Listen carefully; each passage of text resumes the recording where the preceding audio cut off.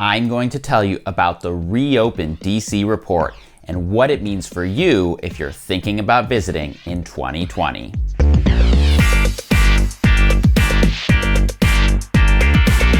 Hello, my name is Rob. I'm a tour guide and the founder of Trip Hacks DC Tours. On this channel, I share my best tips, tricks, and hacks for exploring Washington, DC. So if you're interested in that sort of thing, make sure to subscribe to the channel and hit the bell notification icon so that you don't miss anything in the future. And after you're done watching Trip Hacks DC videos, head on over to triphacksdc.com for even more. This week, the Reopen DC Advisory Committee published their recommendations report for the mayor. I read this 80-page document and pulled out what I think are the most important things you need to know if you're thinking about visiting this year. And after you watch the video, leave me a comment and let me know if you're thinking of visiting in 2020. If you live in DC, then I highly recommend reading the entire report, as there are some important things in there that I'm not going to cover in this video. And it's worth noting that these are recommendations for the mayor, and it's likely that the city will try to follow them. But it's not law,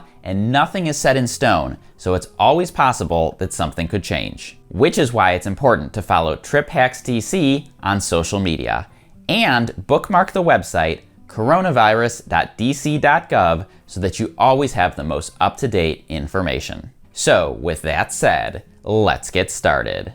The most important thing you need to know is that the report recommends a staged approach to reopening. Right now, we are in what you could call stage 0, which is basically the stay-at-home order. On the other end of the spectrum is stage 4, which basically means everything is back to normal, which the report does specifically say is only possible once there is a vaccine or a cure for COVID-19. So, short of a miracle, I would not expect us to reach stage 4 during 2020. This year, it's the 3 stages in the middle that we need to pay attention to. Let's quickly run through what these mean. Stage 1 is currently set to start this week on May 29th. This is a period of declining virus transmission. Gatherings are limited to 10 people and travel is discouraged. We will move into stage 2 when the virus has reached localized transmission. In this stage, gatherings are limited to 50 people and travel is still discouraged. When we get to stage 3, it means that the virus is contained to only sporadic transmission. Gatherings are now allowed up to 250 people and travel can safely resume.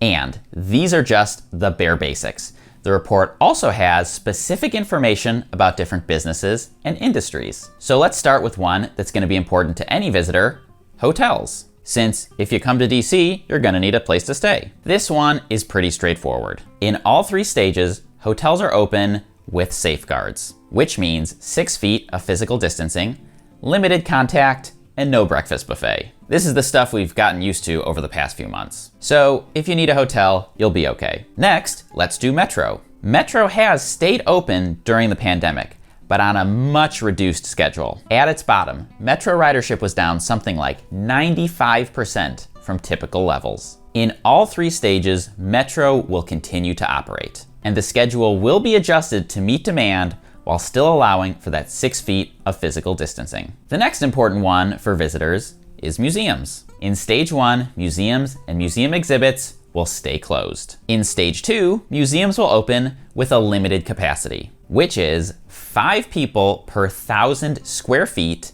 and not more than 50% of total capacity. In stage 3, that goes up to 10 people per 1,000 square feet and not more than 75% of total capacity. Now, in order to pull this off, museums will need to limit entry in one way or another. For the past several years, Smithsonian has used a timed entry system at the African American History and Culture Museum. Now, it's possible that they could extend this to all of the museums that are part of the Smithsonian, but I have not heard any definitive word on this yet. It's also worth noting that this applies both to museums, like the Smithsonian, and buildings that are effectively museums in the way that you experience them, such as the Library of Congress and the National Archives. And again, these are generic recommendations for the mayor. So places like Smithsonian will have their own specific policies in place. And when we find out what they are, I will make sure to make a video on that topic. Another important business for visitors is restaurants. Restaurants have been allowed to operate during the pandemic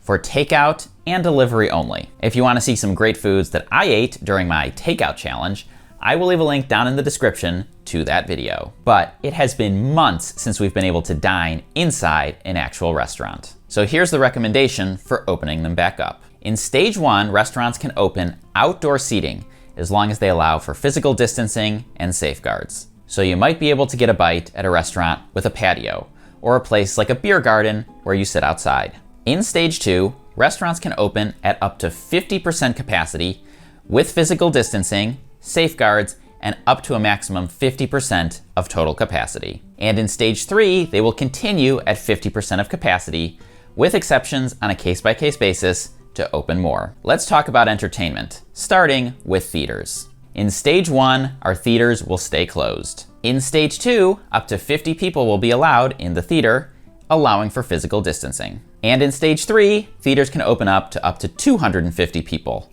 with physical distancing. If you're a fan of pro sports, it goes like this. In stage 1, venues are allowed to open so players can come in and practice and do workouts. In stage 2, games can be played for TV only, as long as the production crew has 50 people or fewer in it. And in stage 3, the production crew can go up to 250 people. Which means if you wanted to go to a game, don't count on it until we've reached stage 4. For tour companies, like TripHacks DC, there is no guidance at all in this document. So we're just gonna have to figure out on our own how we fit into these 3 stages. And with that said, I'm going to stop here. If you want more information about businesses like churches, daycares, hair salons, and gyms, that's all in the full report.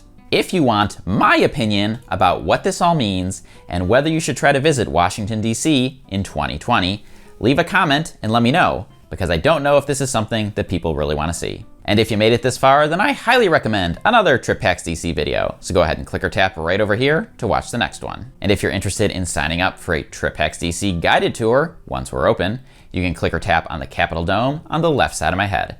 That'll send you right over to triphacksdc.com, where you can see all of the tours that we offer. Enjoy your future trip!